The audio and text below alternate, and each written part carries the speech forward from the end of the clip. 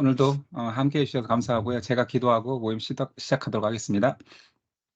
하나님 감사합니다. 오늘도 민수기에서 하나님의 귀한 말씀을 보게 하여 주셔서 감사합니다. 이 안에서 하나님께서 주시고자 하는 귀한 메시지는 오늘도 잘 받아 들일 수 있도록 도와주시고, 무엇보다도 하나님의 말씀이 오랫도록 기억되며 순종할 수 있도록 도와주시옵소서.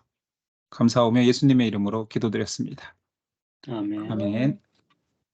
자, 바로 공유하도록 할게요. 지난주에 이어서 오늘 바로 5장 들어가고 마지막에 장 제목 점검할게요. 자, 오늘 5장입니다. 나병 환자는 짐 밖으로. 자, 한번 잠깐 그래도 장 제목을 한번 볼까요? 나병 환자는 짐 밖으로. 여기에 나병 환자가 5장에 등장하고 있네요. 나병 환자. 자, 이 5장 그림에 나병 환자가 있고, 이 여인은 두 가지 의미의 그림을, 나병 환자와 뒤에 보면 의심의 소재를 드리는 여자. 오늘 이 말씀을 보도록 하겠습니다. 자, 5장이요. 레위기에 우리가 짐 밖으로 보내야 되는 사람들에 대해서 사실은 배운 적이 있어요. 레위기 기억나십니까? 그 나병이 걸린 규례, 나병 규례. 레위 제사장 2명이 있고 여인이 누워 있고 3장 자리에, 그러니까 13장이죠. 13장 자리에 나병, 붕대 갑은 손이 있었죠. 그래서 레위기 사실은 13장 내용이 반복되고 있는 부분도 있는 거예요. 나병이나 부정을 저지르는 그런 사람이라 칭하는 사람들 나오죠. 나병이 있을 거고 유출병이 있을 거고 주검 접한 자는 이스라엘이 지금 지파별로 성막 중심으로 진을 짰잖아요. 이 진 밖에서 나가서 격리되라는 거예요. 그들을 쫓아내라는 의미가 아니에요. 진 밖에서 격리돼서 부정을 피해라. 이 사람들과의 노출을 막아라라고 율법에 정하는 거죠. 2, 3절 이스라엘 자손에게 명령하여 모든 나병 환자와 유출증이 있는 자와 주검으로 부정하게 된 자를 다 진영 밖으로 내보내되 남녀를 막론하고 다 진영 밖으로 내보내서 그들의 진영을 더럽히게 하지 말라. 내가 그 진영 가운데 거하느니라 하시매. 그들을 격리시켜서, 그러면 언제까지 격리시키냐? 레위기 13장에 나병 규례가 있었고, 또한 나병을 회복시켜주는 14장 내용이 있었잖아요. 제사장에게 비추어 그 부정의 기간이 차면 다시 진 안으로 들어올 수 있는 거죠. 그런 내용이 오늘 5장에 나와 있고요. 또한 죄를 위한 배상의 문제도 우리가 지금부터 나오는 내용들은 다 레위기 율법이나 출애굽기에서 다 들어봤던 내용이에요. 그러니까 뭐 어렵지 않겠죠. 한번 제가 7, 8절 읽어볼게요. 그 지은 죄를 자복하고 그 죄 값을 온전히 갚되 5분의 1을 더하여 그가 죄를 지었던 그 사람에게 돌려줄 것이요. 만일 죄값을 받을 만한 친척이 없으면 그 죄값을 여호와께 드려 제사장에게로 돌릴 것이니 이는 그를 위하여 속죄할 속죄의 순양과 함께 돌릴 것이라. 배상의 성격이 강한 제사가 하나 있죠. 속건제. 속건제에서 5분의 1을 더하여, 기억나시죠? 이 속건제의 배상제에 대한 내용들이 나와 있고요. 자, 아내의 부정을 밝히는 절차라는 굉장히 독특한 내용이 하나 있어요. 이런 거죠. 남편이, 여인이 다른 남자와 부정을 저지르는 것 같다고 할 때 의심이 들 거 아니에요. 그거에 대해서 제사장께 나와서 판결을 받는 거예요. 그것을 그래서 여성의 부정을 의심하여서 드리는 제사가 있으니 그걸 소제, 의심의 소제라 그래요. 아예 소제하고 다릅니다. 의심의 소제는 소제를 드리는 거지만 일반 소제하고는 좀 달라요. 자, 어떻게 다른지 내용을 한번 볼까요? 15절. 드리는 내용을 말하는 거예요. 그의 아내를 데리고 제사장에게로 가서 그를 위하여 보리가루 10분의 1 에바를 헌물로 드리되 그것에 기름도 붓지 말고 유황도 두지 말라. 이는 의심의 소재요 죄악을 기억나게 하는 기억의 소재라. 그러니까 의심의 소재 이름이 붙었죠. 의심의 소재며 죄를 기억나게 하는 소재는 곡물로 드리는 소재, 우리가 레위기에 배웠던 그 5대 제사 중에 두 번째 소재와 다른데 어떻게 다르냐? 재료가 달라요. 원래 소재는 여러분 입에 붙었는지 모르겠어요. 소기요 누꿀. 소금, 기름, 유향은 넣고 누룩과 꿀은 넣지 않는다. 그래서 소재는 소기유 넣고 누꿀 넣지 않습니다. 근데 의심의 소재는 기름과 유향도 제외해요. 유일하게 소금만 넣고 소재를 드리는데, 자, 이것의 사용처가 이제 나오는 거예요. 부정하다라고 의심받는 여인의 부인에 대해서 남편이 제사장에게 나와서 드리는 제사인데, 자, 첫 번째는 이렇게 여인을 데려올 거 아니에요? 그럼 그 여인을 데려오면 제가 한번 순서를 한번 쭉 적어볼게요. 먼저 그녀의 머리를 풀게 해요. 좀 이상하죠? 여인의 머리를 싹 풀게 합니다. 그리고 두 번째, 의심의 소재를 들게 해요. 지금 의심의 소재를 이렇게 가져왔을 거 아니에요? 이거를 들게 해요. 소재를 들게 하고, 세 번째는 맹세를 시킵니다. 저주를 받을 거야. 이게 사실 네가 남자와의 부정을 저질렀으면 저주를 받을 거야라고 제사장이 선포하고 그 저주의 말을 적어서 빨게 합니다. 독특하죠? 그래서 네 번째, 저주의 쓴 물을 만들어요. 쓴 물을 만드는데 여기 바닥에 티끌도 넣고 그 다음에 저주의 맹세의 말을 넣은 그 글도 씻은 물, 이 두 가지를 넣어서 저주의 쓴 물을 만들어요. 독특하죠? 그 다음에 의심의 소재물을 제사장이 드리겠죠. 소재를 요제로 드리고, 그냥 우선 한번 들어보세요. 한 움큼은 화제로 드립니다. 그런 다음에 마지막으로 여섯 번째, 저주에 쓴 물을 그 여인이 마시게 해요. 마시게 했을 때 진짜 부정을 저질렀으면 저주를 받는 거고 아니면 뭐 회복되는 거죠. 의심을 풀게 되는 거예요. 자, 이런 내용이 의심의 소재예요.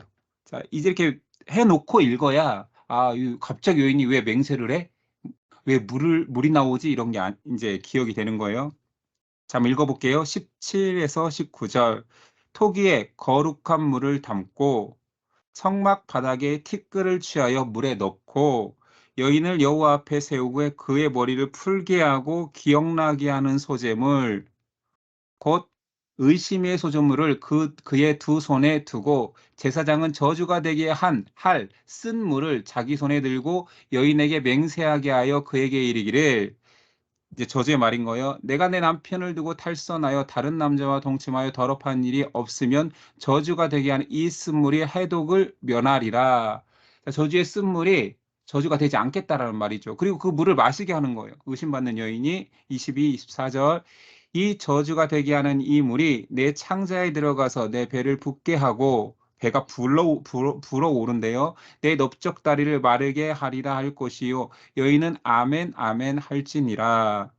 제사장이 저주의 말을 두루마리에 써서 그 글자를 그 쓴물에 빨아놓고 여인에게 그 저주가 되게 하는 쓴물을 마시게 할지니 그 저주가 되게 하는 물이 그의 속에 들어가 쓰리라. 자, 내용이 이제 알겠죠?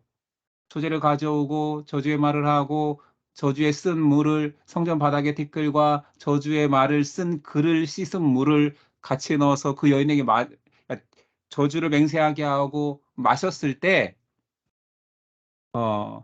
실제로 부정을 저지르면 저주를 받게 되는 거죠. 저주의 내용이 뭐 이렇죠. 어, 배가 붓고 내 넓적다리를 마르게 하리라.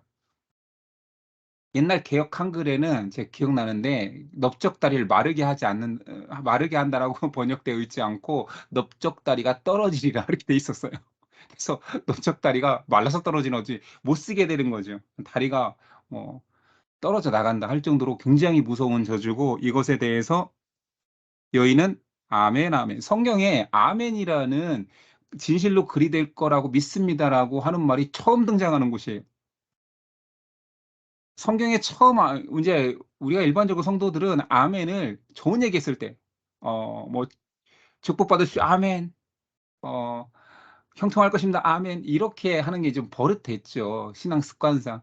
근데 누가 "너 저주받을 겁니다." 그렇게 하면 "아 여호와께서 심판하실 것입니다. 아멘." 잘 안 하는 거죠. 근데 성경은 아멘, 아멘이 처음 등장한 곳이 이 의심의 소재, 저주를 선포했을 때 아멘, 아멘하고 뒤에 인제 나중에 나오겠지만 신명기 27 장에 가면 저주의 산 에발산 저주 선포 때 12번 지파별로 아멘합니다. 이때도 뭐 바로 다음 책이잖아요. 신명기에도 저주를 선포할 때 지파별로 아멘을 외치죠. 그러니까 우리가 아멘에 대한 오해가 있고 이게 추임새처럼 뭐 "진실로 믿습니다. 받아들입니다." 이런 것들은 전부 다 뭐 축복에만 선포하는 건 아닌 거죠. 물론 축복 때 아멘, 아멘이 나오기도 합니다, 성경에. 그러나 여기가 첫 등장이라는 거 여기가. 특이하게도 저주가 선포될 때 "아멘, 아멘." 두 번이나 강조해서 나오고, 자 그래서 결과적으로 그 여인이 이제 의심을 받은 여인이죠. 범죄 시에는 배가 붓고, 그래서 제가 이게 이제 오타가 아니라 이 한글 개역 한글 예전 걸 제가 기억해서 막 쓰다 보니까 내가 정리하는 걸 실수했는데, 개역 개정에는 떨어짐이 아니라 마르게죠. 오타일 수도 있고 뭐 말라서 떨어진다고 느낄 수도 있고, 어찌 됐든 떨어지는 게 아니라 넓적다리를 마르게 하리라. 미범죄 씨는 당연히 어 의심을 떨쳐 버리고 축복한다라고, 오히려 부은 배가 뭐 복수가 찬 것처럼 저주받아 붓는 게 아니라 잉태케 되리라라는 축복으로 바뀌게 되는 거죠. 이 말씀을 보면 여자들이 좀 기분 나쁠 수도 있어요.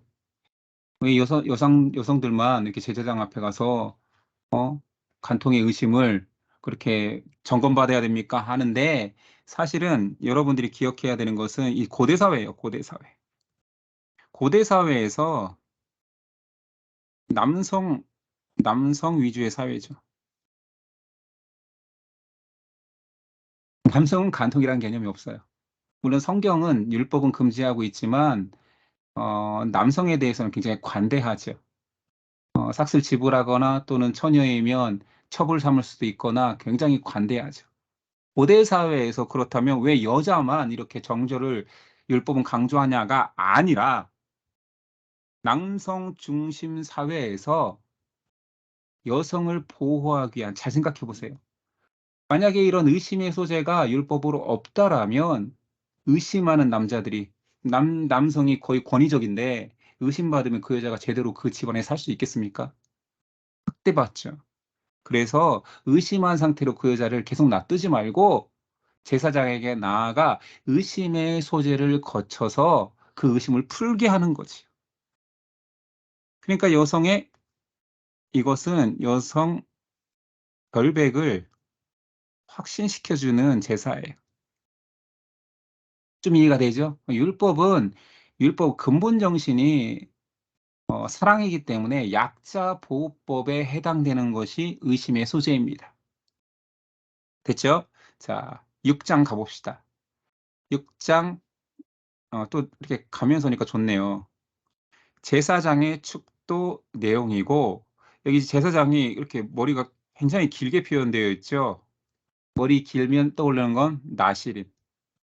나시린법과 제사장 축도 내용이 6장 내용입니다. 보죠. 나시린법이 계속 먼저 등장하고 있어요. 나시린 하면 떠오르는 사람이 삼손이잖아요. 나시린은 일정 기간 동안 하나님께 헌신하여서 구별되이 살겠다라고 하는 서원의 일종입니다.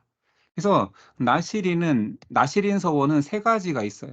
개인이 할 수도 있고요. 내가 2024 년은 1년 동안 하나님의 성전 봉사를 하겠습니다. 성막에서 허드렛 일로 레위인을 돕겠습니다. 뭐 이런 식으로 개인이 하는 게 있고요. 또는 부모가 자녀를 할 수도 있습니다. 부모가 자녀를. 그리고 하나님께서 처음부터 날 때부터 특별하게, 또는 어떤 시기를 통하여서 나시린으로 선언할 수도 있어요. 그래서 삼손 같은 경우에는 날 때부터 부모에게 삭도를 대지 말라, 머리를 깎지 말라, 털을 밀지 말라라는 나시린을 평생 나시린을 선포했죠. 부모가 자녀를 한 사람 중에 대표적인 사람은 사무엘이겠죠. 안나가 기도함으로 사무엘을 나시린으로 헌신케 했던 뭐 이런 것들처럼 나시린법은 평생 나시린으로 사는 것이 아니라 일정 기간 동안 하나님께 헌신하겠다라는 나시린의 원어 개념도 사실은 구별, 구분 그런 뜻이에요. 그래서 구별하여 그 시간 동안 내가 헌신하겠습니다. 근데 나시린이 되면 금지하는 것들이 있는 거죠. 첫 번째는 술 금지입니다. 3, 4절 포도주와 독주를 멀리하며 자, 술만 금지하는 것이 아니라 포도주로 된 초나 포도즙도 안 되고요. 생포도나 건포도. 그러니까 포도가 발효가 되면 뭐 아무튼 그 알코올 성분이 생기는 그 모든 것들을 다 제하해서 구분하겠다라는 거예요. 자기 몸을 구별하는 모든 날 동안에는 포도나무 솟아는 씨나 껍질도 먹지 말으래요. 나시린으로 내가 하나님께 헌신하겠습니다 할 때는 발효가 되는 모든 것들을 다 금하는 거예요. 그럼 왜 술이라는 개념을 그렇게 금지했을까? 하나님께 온전히 드리는 기간인 거잖아요. 그러니까 이때 술은 지금 현대인의 술하고도 비슷하겠죠. 개인의 기쁨, 만족, 욕망 이런 것들을 대변하는 거예요. 그래서 이 기간에는 네가 좋아하는 거 다 금지. 뭐 금식하고도 좀 비슷하잖아요. 술 금지가. 예, 현대인들 요즘은 뭐 그 사순절 기간에 뭐 제일 좋아하는 것이 크리스찬이 술은 아니니까 뭐 미디어 금지 뭐 이런 식처럼 나시린 기간 동안 이런 자기의 욕망과 기쁨을 대변하는 술을 금지하는 거예요. 그러니까 두 번째는 삭도 금지. 몸에 있는 모든 털을 밀면 안 되는 거예요. 자, 5절 그 서원을 하고 구별하는 모든 날 동안은 삭도를 절대로 그의 머리 대지 말 것이라 자기 몸을 구별하여 여호와께 드리는 날이 차기까지 그는 거룩한지 그의 머리털을 길게 자라게 할 것이며 여기서 이제 제가 5절만 뺐지만 나실법에는 수염도 깎으면 안 됩니다. 당연히 뭐 몸에 있는 털은 고대 사회 사람들이 깎지는 않았을 테니까 어찌됐든 털도 모든 것들도 다 하면 안 된다는 건 뭐냐면 특히 머리로 구별되는 머리카락은 그 사람의 어 인격 같은 거죠. 그래서 인제 지금도 뭐 중동의 어떤 나라들은 이 머리를 보이면 안 되고 그런 것처럼 고대 사회 사람들 속의 이 머리카락은 개인의 면류관 영광 같은 거예요. 그걸 하나님께 드리겠다라는 거예요. 그리고 재밌는 건 나시린으로 사는 기간이 맞춰지면 그때까지 기른 머리와 수염 다 깎아서 또 제사 때 태워야 돼요. 하나님께 드린 거니까 그 기간 동안. 그래서 영광을 하나님께 돌린다. 오로지 하나님께만 집중한다. 뭐 이런 것들. 내 모든 육체는 하나님 것이다라는 것을 삭도 금지로 나타내고 있습니다. 세 번째는 시체 접촉 금지예요. 6, 8절 자기의 몸을 구별하여 여호와께 드리는 모든 날 동안은 시체를 가까이 하지 말 것이요 그의 부모 형제 자매가 죽은 때라도 그 나실의 기간 동안 친족이 죽을지라도 그로 말미암아 몸을 더럽히지 말지니 그 죽음에 접하지 말라라는 거죠. 이는 자기 몸을 구별하여 하나님께 드리는 표가 그의 머리에 있음이라. 자기의 몸을 구별하는 모든 날 동안 그는 여호와께 거룩한 자니라. 왜 그러면 뭐 시체를 가까이 하지 말라고 했을까요? 율법에도 시체를 가까이 하면 정결례를 행해야 되는 뭐 그런 것들이 있는 것처럼 시체 죽음을 상징하잖아요. 죽음 이꼴 시체니까요. 시체는 죄 때문에 죽은 겁니다. 성경은 우리는 창세기부터 알고 있으니까 죄의 싹은 사망이기 때문에 시체로 대변되는 것은 죄예요. 그러니 나실인 기간 동안은 죄에서 멀어지라는 개념으로 상징적으로 나타내는 거예요. 그러니까 내가 시체만 가까이 하지 않고 내 마음대로 살아도 돼. 그게 아니라 나실인을 선포했으면 내가 헌신한다는 개념으로 내가 좋아하는 모든 좋아하는 음식들을 끊고 하나님 내 영광이 하나님께 있습니다 해서 내 머리털로 상징하는 그것을 하나님께 온전히 드리고 그리고 마지막으로 죄에서 먼 생활, 성결한 삶을 살겠습니다라는 구분으로 이 세 가지를 금하는 거예요. 됐죠? 이렇게 설명했으면 여러분 나스리니 금하는 세 가지 뭐 떠올릴 수 있겠죠? 자, 장제목에 이제 제사장의 축복장이잖아요. 제사장의 축복이 나옵니다. 실제로 목사들은 이제 설교권과 안수권이 주어지죠. 이 축도를 할 수 있는 권한이 주어지는 거예요. 안수받은 목사들만 할 수 있는 거예요. 장로님들도 교회에서 어우 저 멋있는데 나 대표 기도할 때 저 성구 넣어야지 하면 안 돼요. 장로님들 대표 기도할 때 앞뒤로 말씀을 또는 기도 중에 말씀을 넣을 수 있잖아요. 그런데 절대로 못 넣는 말씀은 신약의 축복. 자, 신약에는 우리가 흔히 마지막에 축복 기도로 끝내는 축도를 하잖아요. 예배의 마지막에 그 축도는 그냥 임의로 하는 게 아니라 신약의 축도 내용, 신약에는 고린도후서 13장 14절을 근거로 하는 거예요. 그리고 구약에도 축도가 있으니 오늘 이 말씀인 거예요. 6장 민수기죠. 6장 24에서 26. 이것을 근거로 축도를 하는 거예요. 예배를 마치는. 그래서 저도 여러분 기억하실지 모르지만 저도 가끔 이 아론의 축도를 합니다. 한번 제가 읽어볼게요. 기억나실 거예요. 이렇게 끝내도 되는 거예요. 이 기도로 끝내도 되는 거예요.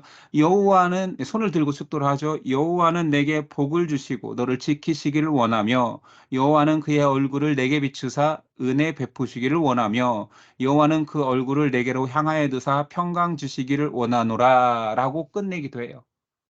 근데 저는 이제 신약의 축도를 더 많이 하는 편이죠. 신약의 축도는 뭐 다 알다시피 그겁니다. 예수 그리스도의 은혜와 하나님의 사랑과 성령의 교통하심이 뭐 우리들 가운데 공동체 가운데 함께 하시기를 간절히 축원하옵나이다. 이것이 고린도후서 13장 14절을 근거로 축도를 쓰는 거고요.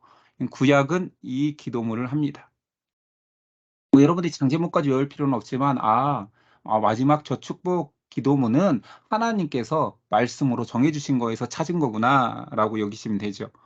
그래서 구약의 축도 우리 지금 민수기 하고 있으니까요. 이걸 외우는 방법, 장치가 있습니다.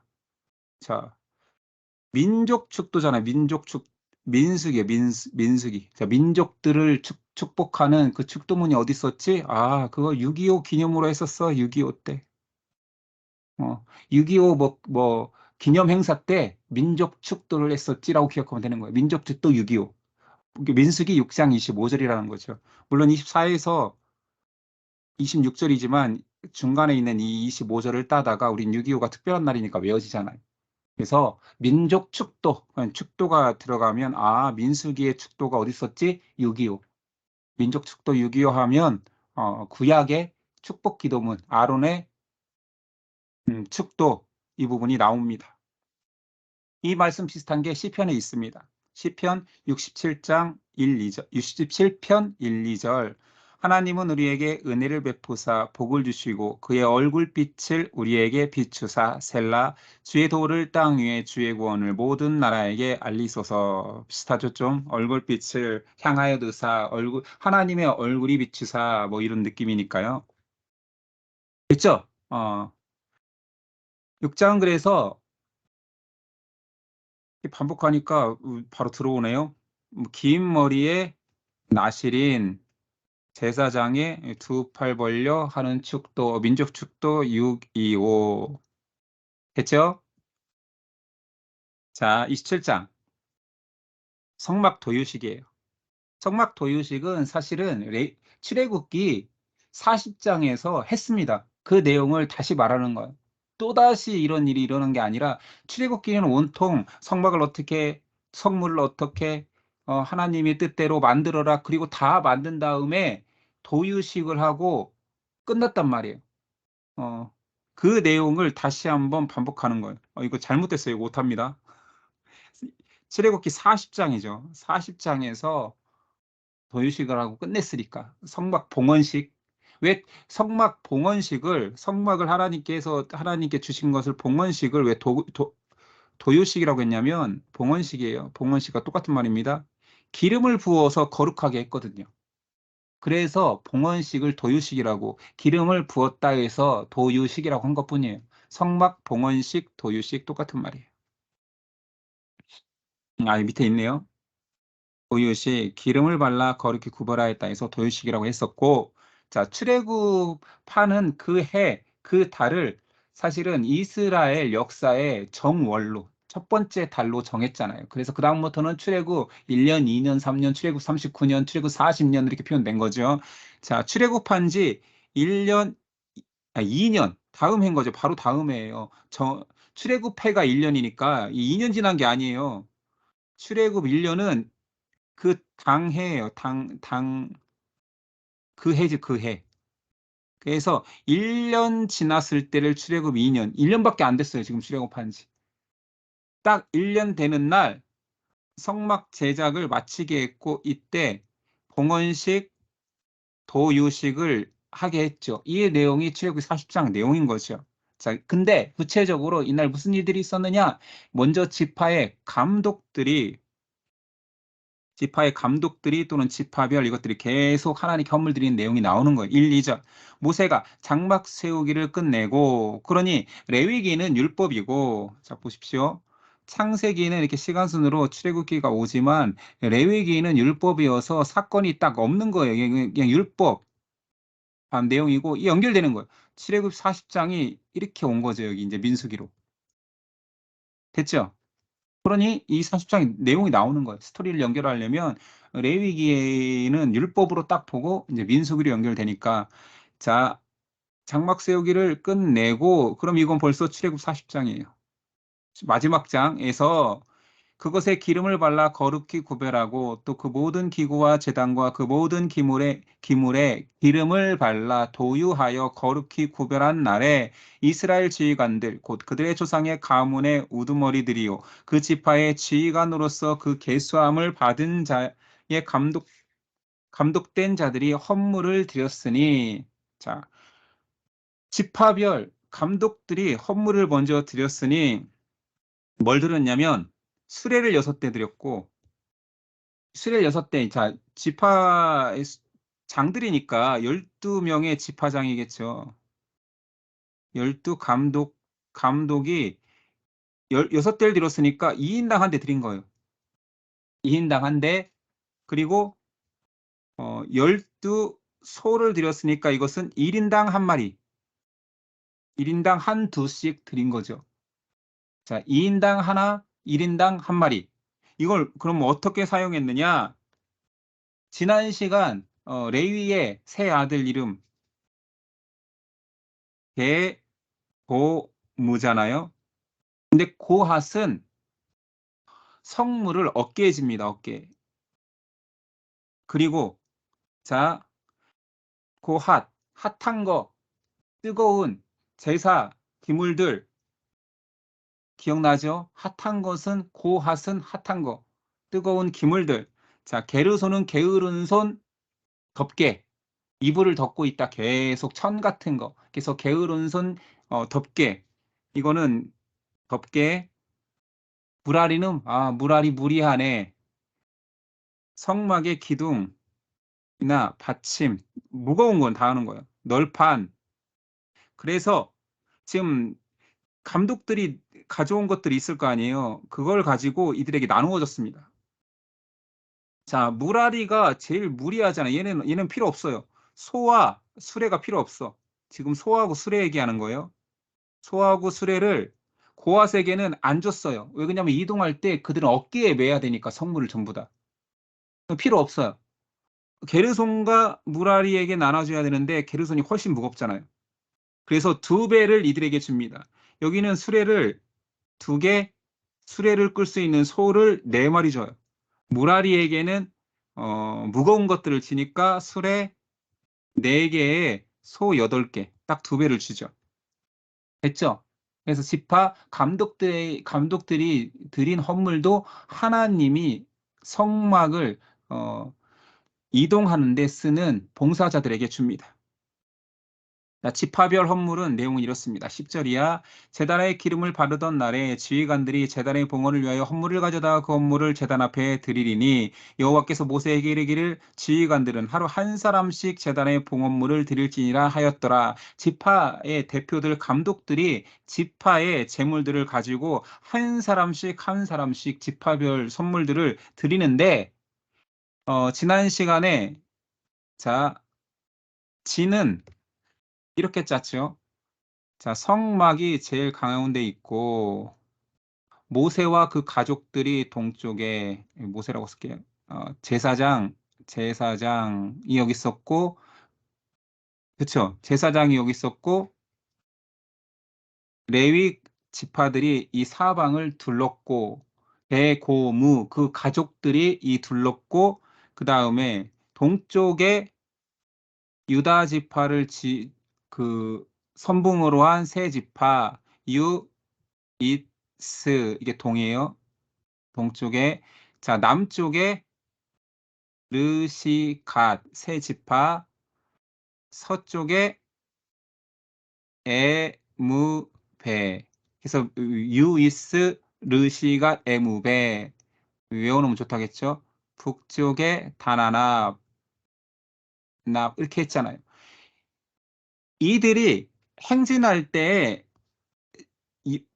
유다 지파를 선봉으로 해서 이렇게 시계 방향으로 간다고 했어요. 자, 이렇게 행진할 때. 자, 그래서 이 행진의 순서대로 지파별 헌물도 드립니다. 확인해 볼까요? 자, 유이스 동부터 했어요. 첫째 날부터 하루씩 헌물들을 가져오는 거예요. 자, 남쪽 르시갓, 서쪽 에무베, 북쪽 다나랍. 그리고 10일이 딱 되죠. 12지파. 성경은 굉장히 이렇게 똑같은 말로 계속 반복되지만 뭐 첫째 날 유다 자손 나손이 대표로 해서 유다의 아니 그 지파의 헌물을 드렸더라 계속 반복돼요. 여러분들이 한번 읽어보면 알겠지만 그렇게 정리를 딱 해놓은 거예요. 그래서 읽어는 봅시다. 성경은 더 복잡하게 나오니까 첫째 날 제1일은 유다 지파 나손은 이제 이건 감독이에요. 둘째 날 이사갈 지파 느다넬, 셋째 날 스불론 지파 엘리압, 4일째 루벤 지파 엘리술, 5일째 시므온 지파 슬루미엘, 6일째 갓 지파 엘리야사, 제7일 에브라임 지파 엘리사마, 제8일 므낫세 지파 가말리엘, 제9일 베냐민 지파 아비단, 제10일 단 지파 아이에셀, 제11일 아셀 지파 바기엘, 제12일 납달리 지파 아히라 이렇게 되는 거죠. 중요한 것은 행진 순서대로 요이스 르시가 에무베 다나나 별로 헌물을 드렸다. 자, 헌물의 내용은 이렇습니다. 13절 이하 그의 헌물은 성소의 세겔로 130세겔 무게의 은반 하나와 70세겔 무게의 은발이 하나라. 이 두 그릇에는 소기물로 기름 섞은 고운 가루를 채웠고 또 10세겔 무게의 금그릇 하나라. 그것에는 향을 채웠고 또 번제물로 수송아지 한 마리와 순양 한 마리와 일년된 어린 순양 한 마리며 속죄제물로 순염소 한 마리며 화목제물로 소 2마리와 순양 5마리와 순염소 5마리와 일년된 어린 순양 5마리라. 이거를 각 지파별로 계속 또 반복하면서 말해요. 성경을 여러분들이 직접 텍스트 가서 한번 보셔야 돼요. 내가 굉장히 짧게 줄인 거예요. 이게 한 지파가 드린 헌물 내용이에요. 근데 딱 보면 화목 제물은 되게 많아요. 소 5, 순양 5, 순염소 5, 1년 된 순양 또 5. 자, 그러면 12지파잖아요. 곱하기 12 쭉 해보죠. 그럼 몇이에요? 여기는 60 맞나요? 아, 2마리네 여기. 그렇지. 여기가 소가 2마리였어. 24, 60, 60, 60. 이걸 뭘로 한다고요? 제물이라니까요. 여러분 화목제물을 물으면 미쳤다. 피바다다. 이 많은 제물을 매일 한 지파씩 제물로 드려서 이거를 다 어떻게 잡어? 제사장 죽어 나가겠네. 하는 게 아니라 자 화목제물에 이제 우리가 레위기에서 배웠어요. 화목제물의 대표적인 상징은 뭐죠? 뭐 이름에서부터는 화목이죠. 화목제물의 성격을 알면 화목제물은 나누어 먹는 거예요. 회복이니까. 하나님 관계 회복, 그다음에 사람들과의 관계 회복. 그러니까 화목제물이 이제 십자가 느낌인 거죠. 그러니 이 날에 이렇게 많은 자 화목제물을 드린다라는 것은 12일 동안 뭐 엄청나게 많은 가축을 잡잖아요. 근데 이게 뭐냐고 나누어 먹음이잖아요. 화목제물이니까. 이것들은 온전히 하나님께 드리는 게 맞죠. 나누어 먹음의 성격이 강하니까 이 성막 봉헌식에 이렇게 많은 화목제물을 드렸다라는 것은 이게 이제 기독교 용어는 아니지만 우리의 느낌상 축제라는 거죠. 축제. 기쁨의 제사라는 거죠. 기쁨. 기쁨의 제사. 축제는 이방 제사의 뭐 그런 말이 어원이니까요. 뭐 카니발에서 온 말이니까. 자, 아무튼 기쁨의 제사. 이날은 고기를 마음껏 어, 온 백성들이 나누면서 기쁨을 표현하는 날이 되었다라는 느낌인 거예요. 이 성막 봉헌식 날. 알겠죠? 뭐 제사만 막 어마어마하게 드리고 각 지파별로 막 제사가 끊임없이 이루어졌거나 그런 느낌이 아니라 축제였구나를 우리가 알 수 있게 된 거죠. 화목제물이 이렇게 많이 드려졌다라는 것을. 알겠죠? 화목제를 모르면 이게 뭐 제사만 드리다 끝난 거 행사가 이런 생각을 할 수 있는데 고기를 나누어 먹었다. 자, 8장입니다. 레위인이 이제 등장해요. 우리 상제목 그림 가서 한번 확인해 볼까요? 자, 방금 성막 도유식 얘기가 나왔고요. 이게 성막 봉헌식이죠. 출애굽기 40장 내용이에요. 40장이 있었던 내용. 자, 이제 레위인은 어떤 일을 하며 어떻게 구분하고 몇 살까지 하나님의 일을 했는가에 대해서 나오는 레위인 봉사 뭐 정령까지 나오는 내용이 이제 나오는 거예요. 자, 8장 보죠. 레위인을 그냥 막 하나님의 일에 투입해. 뭐 인부들이야 이런 게 아니라 하나님이 택했잖아요. 앞에서 레위인을 어떻게 했죠? 이스라엘 장자 숫자만큼 레위인을 구별하였고 이건 내 것이다. 너희가 다 내 것이지만 특별히 내 성전 봉사를 위해서 모두 다 할 수 없으니 장자의 숫자만큼 레위인을 내가 12지파에 넣지 않고 내 봉사자로 쓸 거야. 장자의 숫자가 좀 넘치니 그 숫자만큼 속전으로 대신해라 했던 내용 기억나죠? 그래서 레위인을 하나님께 선택하고 레위인이 봉사하려면 이제 정결례를 해야 돼요. 그냥 막 레위인 쓰는 게 아니라 이제 정결 규례가 있는데 첫 번째는 이제 씻기는 거죠. 내가 쓸 내 봉사자들은 내가 깨끗이 씻기겠다라는 느낌의 속죄의 물로 씻깁니다. 이 물도 아무 물이나 아니라 속죄의 물은 뒤에 나와요. 장제목에도 그림이 뭐 물 받아놓은 게 하나 있는데 이게 19장 내용. 이게 한번 확인해 볼까요? 자, 장제목에 보면 이 물이 나와요, 물. 이 정결하게 하는 물, 속죄의 물이에요. 이것이 이제 19장에 나온다라는 이야기를 지금 하고 있던 거고요. 자, 이 물로 레위인을 씻겨요. 자, 속죄의 물로 뿌리는 것은 이제 씻음을 상징하니까요. 그리고 전신에 있는 어, 털들을 다 밉니다. 아까 말했죠. 앞에서 나실인 때 다 설명을 했기 때문에 다 밀고 이제 내 영광을 위해서만 사는 사람으로 구분하는 거죠. 그리고 의복도 빨아서 더러운 것들을 다 제하여서 내가 구별하여서 정결하게 하겠다. 이런 상징적인 규례를 행합니다. 6, 7절 이스라엘 자손 중에서 레위인을 데려다가 정결하게 하라. 너는 이같이 하여 그들을 정결하게 하게 하되 곧 속죄의 물을 그들에게 뿌리고 그들에게 그들의 전신을 삭도로 밀게 하고 그 의복을 빨게 하여 몸을 정결하게 하고 이제 다시 정결례 제사로 들어가는 거죠. 제사를 드립니다. 8절. 또 그들에게 숫송아지 한 마리를 번제물로 기름 섞은 고운 가루를 소제물로 가져오게 하고 그 외에 너는 숫송아지 한 마리를 속죄 제물로 가져오게 하라. 자 보죠. 자, 두 마리의 소를 드리게 돼 있어요. 번제물로 하나, 고운 가루 소제물, 또 하나의 숫송아지로 속죄 제물. 이렇게 해서 우리가 앞서 대제사장이나 제사장의 정결례 또는 뭐 그런 걸 했지만 레위인도 이렇게 구별하여서 하나님께서 세웠다라는 것을 강조하기 위해서 자, 성경은 기록하고 있고요. 이대로 끝나는 게 아니라 굉장히 독특한 내용이 하나 있는데 회중이 안수하여 자, 회중이 안수한대요. 안수는 무슨 개념인가요? 이건 이제 아주 기본적인 게 이제 제사에서 나왔던 안수는 전가잖아요. 어떤 어, 짐승에 제사자가 이렇게 손을 얹는다라는 것은 죄의 전가 이런 개념이잖아요. 그 제물이 나다. 자, 회중에 안수한다라는 개념은 레위인은 대표성을 가졌을 뿐이지 우린 거예요. 회중인 거예요. 회중을 대표성을 띠고. 그래서 그를 하나님께 드렸을 뿐이지만 우리가 드려지는 거하고 똑같은 거죠. 자, 요제로 드려요. 한번 읽어볼게요. 10절이야.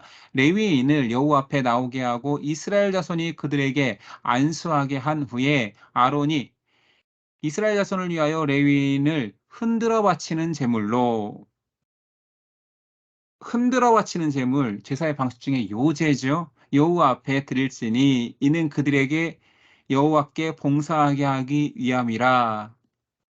자, 흔들 요자 요제인데 자, 그러면 행가래 했다는 건가요? 이렇게 사람들이 그 마차 행가래 기쁜 일 있을 때 다들 밑에서 손 받쳐가지고 이렇게 흔들었다는 얘기예요. 그렇지는 않고요. 사실은 레위인을 대표하는 재물을 가지고 요제를 드렸다는 거예요. 레위인을 다 같이 회중들이 와서. 근데 특이한 것은 이거라는 거죠. 그들에게 안수하여. 우리 이제 대학교 때는 우리 이걸 벌떼 기도라고 했어요. 어디 가거나 선교사로 파송 가거나 또는 형제가 군대 가거나 하면 대학교 CCC 때는 이렇게 나와서 다 같이 이를 축복해 주고 싶은 사람 손 얹고 기도하겠습니다. 벌떼 기도를 했단 말이에요. 물론 이건 안수기도지 벌떼기도는 아니에요. 아무나 이렇게 안수하면 안 되는 거고, 그리고 이제 교회 안에서는 이제 직급자만 안수하는 것을 좀 장려해요. 아무나 안수하지 마라. 왜 그러냐면 이단들과 여러 가지 이상한 곳에서 신비주의 같은 것들이 퍼지니까 교회에서는 아무나 안수하는 걸 금지하고, 어, 그렇지만 항존직을 세울 때는 안수를 합니다. 그 근거가 여기서 나오는 거예요. 항존직은 그 직분이 해마다 갱신되는 것은 우린 서리직이라고 하고 항존직은 한 번 세워지면 죽을 때까지 그 직분을 갖는 것을 항존직이라고 할 때 권사, 안수집사, 장로, 목사는 안수하여 세웁니다. 그 전통이 여기서 온 거예요. 회중들이 안수하는데 그 대표성은 이제 안수 받은 사람들이 안수하는 걸로.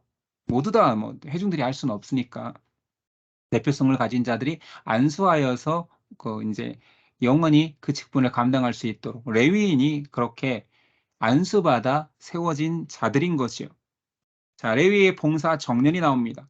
레위인은 이같이 할지니 곧 25세 이상으로는 회마가 들어가서 복무하고 봉사할 것이요. 50세부터는 그 일을 쉬어 봉사하지 아니할 것이나 라고 했어요.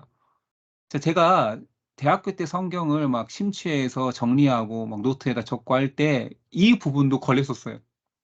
왜 레위기에서는 봉사 정년이 25세에서 50세까지고 딱 봐도 여기는 레위기에는 아니 민수기에는 25세라고 나왔잖아요. 50세인데 왜 레위기에서는 30세 민수 제가 앞에서는 비교할게요. 앞에서는 왜 30세에서 50세까지라고 했을까? 다른 책도 아니고 그 책 앞뒤에서 이렇게 틀려버리면 어떻게, 뭘로 외워야 돼? 이랬단 말이에요. 근데 나중에 제가 이제 신학교 간 이후에 이제 주석도 볼 수 있고 신학책도 논문도 볼 수 있을 때 돼서 확인한 것 중에 하나예요. 물론 이것이 정서 맞다, 정확하다, 수천 년 전의 일인데, 그 기록된 문서에 나왔다 이런 게 아니라 한 신학자가 이렇게 그냥 추측을 하는 거예요. 대표적인 제미스라는 신학자가 레위인은 25세에 일을 시작하였지만 감독의 지시 아래에서 견습이었대요. 견습으로 활동하였으며 30세부터 공식적 활동과 완전한 책임이 주어졌다라고 추측할 뿐인 거죠. 좀 합리적이지 않나요? 어, 성전에서 봉사하는 것은 이제 성막에서나 잘못해서 죽을 수도 있어요. 맞잖아요. 어, 대제사장의 첫째, 둘째가 죽었잖아요. 잘못된 불을 써서. 그렇듯이 그렇게 조심스러운 그 하나님 봉사의 업무에 레위인이지만 성소 기구를 잘못 만져서도 안 돼요.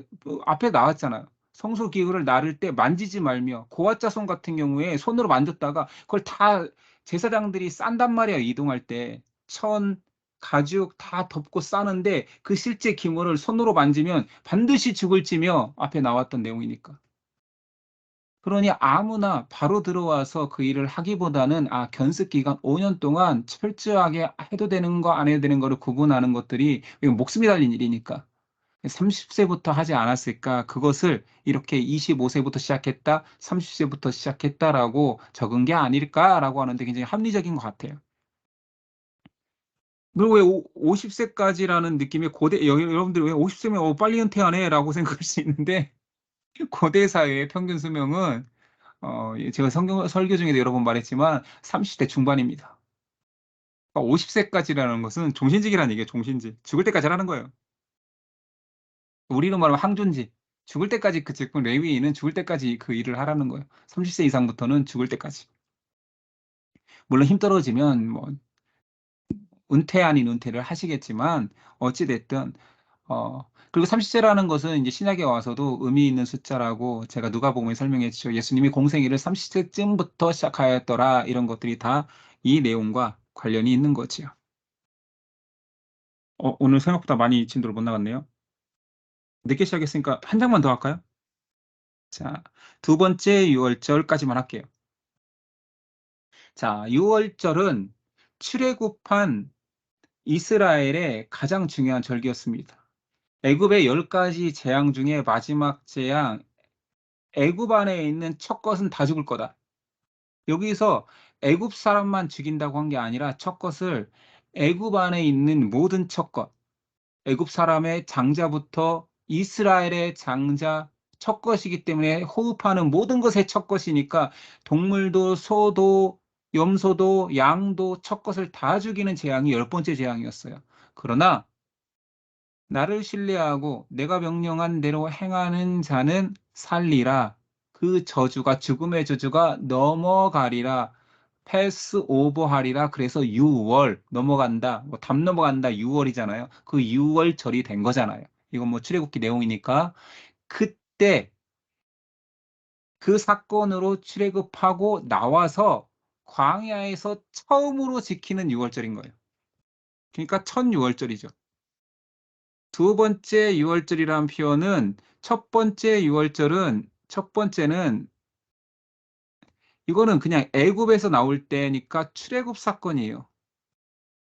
출애굽 사건이 첫 번째 6월절이고 실질적으로는 첫 번째 하나님께서 규례를 주신 6월절을 지킨 첫 번째인 거예요.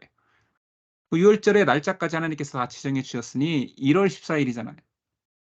그래서 출애굽 다음 해가 2년이 되는 것이고 2년 1월 14일 첫 번째 6월절을 시내 광야에서 지키게 됩니다. 자, 4, 5절 모세가 이스라엘 자손에게 명령하여 6월절을 지키라 하매 그들이 첫째 달 14째 날 해 질 때에 시내 광야에서 6월절을 지켰으되 이스라엘 자손이 여호와께서 모세에게 명령하신 것을 다 따라 행하였더라. 근데 하나님께서 배려하는 거예요. 이 유월절이라는 것은 생명을 하나님께서 구속한 이스라엘에는 가장 중요한 그 행사인데 이거는 은혜를 기억하라라는 거잖아요. 하나님의 백성임을 자각하라는 건데 그것을 부정기간이 껴서 짐 밖에 있을 수 있잖아요. 앞에서 나왔잖아요. 짐 밖에 있어야 돼. 유출병자, 시체 만진 자, 나병 환자 이런 사람들은 짐 밖에 있으면 유월절 행사를 같이 하지 못하잖아요.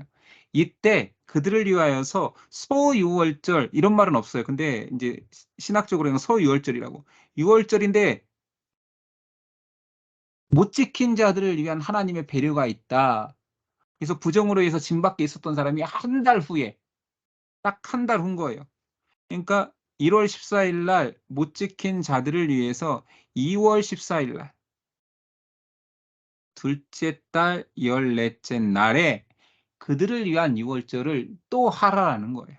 됐죠? 유월절이 두 번입니까? 아니요. 이것은 그 첫 번째 유월절 날을 사정에 의해서 못 지킨 자들은 이 날 하라는 거죠. 10절이야. 이스라엘 자손에게 말하여 이르라. 너희나 너희 후손 중에 시체로 말미암아 부정하게 되든지 먼 여행 중에 있다 할지라도 다 여호와 앞에 마땅히 유월절을 지키되 둘째 달 14째 날 해질 때에 그것을 지켜서 어린 양의 무교병, 이거 똑같죠. 유월절 규례죠. 쓴 나물을 아울러 먹을 것이요. 어린 양도 먹어야죠. 아침에 그것을 조금도 남겨두지 말며 그 뼈를 하나도 꺾지 말아서 유월절 모든 율례대로 지킬 것이니라.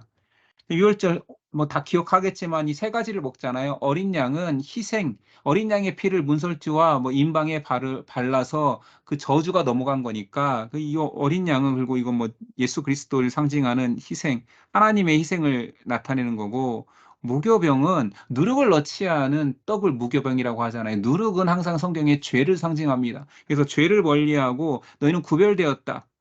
거룩하여라는 것을 기억하라라는 거고요. 쓴 나물은 나물이 쓰니까 뭘 기억하라는 거예요? 너 애굽에서 종이었다. 니네 원래 신분이 종이야. 근데 거룩하게 해서 그것은 그리스도의 희생, 하나님의 희생에 의해서 이루어졌어. 그것을 기억하는, 이 이제 구속의 은혜를 기억하는 날이 유월절이라는 거. 출애굽기 때 한 걸 한번 반복해 봤습니다. 자, 그리고 이스라엘의 이동은 언제 일어나지나 이건 뭐 상식적으로 다 알죠. 성막에 구름이 평소에는 뭐 여기 하나님의 임재의 상징이니까 이렇게 있었다라면 구름이 이렇게 넓게 퍼지기 시작하면 이제 이동할 준비하라는 거예요. 구름이 점점점 퍼지기 시작하면 이동한다. 자, 성막 걷어라. 이런 거죠. 그리고 이제 구름이 이동하는 걸 따라가면 되는 거예요. 자, 한번 봅시다. 성막 위에 구름이 이스라엘 길을 안내함. 구름 따라 가는 거예요. 17절이야. 구름이 성막에서 떠오르는 때에는 이스라엘 자손이 곧 행진하였고 구름이 머무르는 곳에 이스라엘 자손이 진을 쳤으니 이스라엘 자손이 여호와의 명령을 따라 행진하였고 여호와의 명령을 따라 진을 쳤으며 구름이 성막 위에 머무는 동안에는 그들의 진영이 머물렀고. 그러니까 계속 구름이 이렇게 머물러 있으면 뭐 하루 만에 움직이진 않았겠죠. 한 달이 됐건 6개월이 됐건 1년이 됐건 계속 있어야 되는 거예요. 구름이 떠올라서 이동하겠다라고 하기 전까지는 계속 기다리는 겁니다. 그 기간이 광야에서 자그마치 40년이에요. 40년 동안 구름이 머물면 언제 갈지 몰라요. 봐요. 상식적으로 목적지가 있잖아요. 가나안 땅이라는. 그러면 이스라엘 마음이 얼마나 급할까요? 그리고 목적지가 있는데 도대체 왜 이 구름은 도대체 움직이지가 않아? 투덜대지 않을까요? 저라도 제발 장소라도 옮겼으면 좋겠다. 1년 내내 똑같은 장소에서 움직이지도 않고 지친다 지쳐 할 수 있지 않겠냐고요. 불평이 나오지 않겠냐고. 그런 구름만 보고 있는 거예요. 저 구름은 언제 움직이는 거야? 아니 지난번에는 한 달 만에 움직이더니만 이번에 1년 동안 움직이지도 않아. 계속 뭐 불평이 있을 수도 있고 아무튼 지루할 수도 있고 광야니까 뭐 오락이 있겠습니까? 뭐가 있겠습니까? 막 이런데 이게 행진이라는 거예요. 하나님께서 광야 생활 동안 주시고자 하는 훈련 기간이잖아요. 뭘 훈련하는 거예요? 그 자리에 있으라면 있는 거지.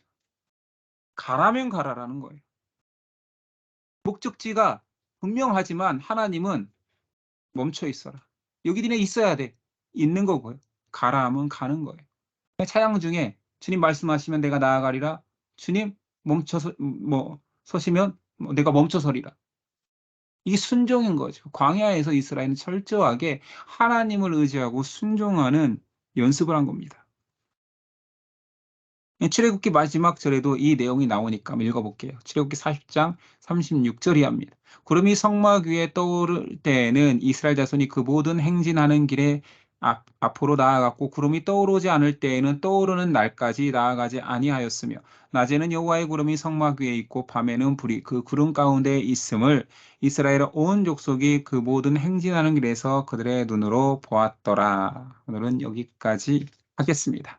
장제목 빠르게 점검하고 마치도록 할게요. 자, 5장 1장부터 또 해야 되죠. 자, 1장은 자, 주판이 있으면 백성의 수를 민수하는 내용인 거죠. 1장 민수기 이때 날짜 가렸네요. 2월 1일이에요. 여기는 첫 1월절은 1월 14일, 두 번째 그 소유월절 2월 14일. 미안합니다. 여기 6월절이네요. 1월 14일, 2월 14일. 자, 이 날짜 6월절 날짜 있은 이후에 사실은 도유식을 했어요. 2월 20일이니까. 이 날짜 이후에. 죄송합니다. 도유식은 여기 있네요. 6월절이 먼저 있었다라는 거. 이게 순서는 시간 순이 아닐 수도 있지만 기억은 해야 되는 거죠. 자, 2월도 6월절 다 보낸 다음에 2월 1일 날 어떤 민수, 백성의 수를 세는 일들이 있었고요. 자, 지파별로 행진했죠. 지파 행진의 숫자가 이 2장에 있었고, 자, 아론의 네 아들.